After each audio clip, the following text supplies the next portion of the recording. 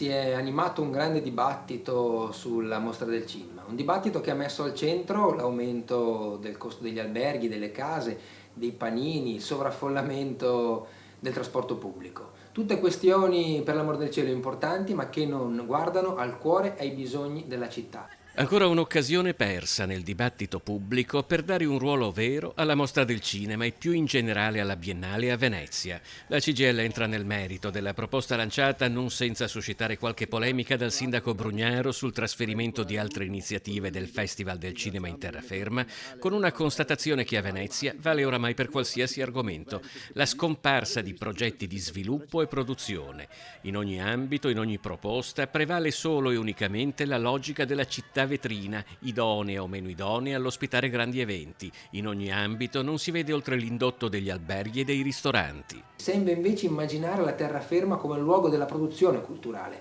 come luogo della filiera che dalla terraferma insieme a Venezia costruisce davvero nel nostro territorio una produzione culturale di qualità ed efficace, soprattutto che dà anche lavoro di qualità e continuità del reddito. Solo nel veneziano ci sono quasi 6.000 lavoratori dello spettacolo, cui si aggiungono circa 1.300 dell'editoria e della produzione audio-video e oltre 6.000 delle attività artistiche, sportive e di intrattenimento, un totale di oltre 13.500 lavoratori, più del 30% del totale in Veneto, che danno l'idea di quanto sia ad oggi fiorente un settore sorretto da professionisti altamente qualificati. Serve un comune, un'istituzione, un sindaco che chiede alla Biennale di essere protagonista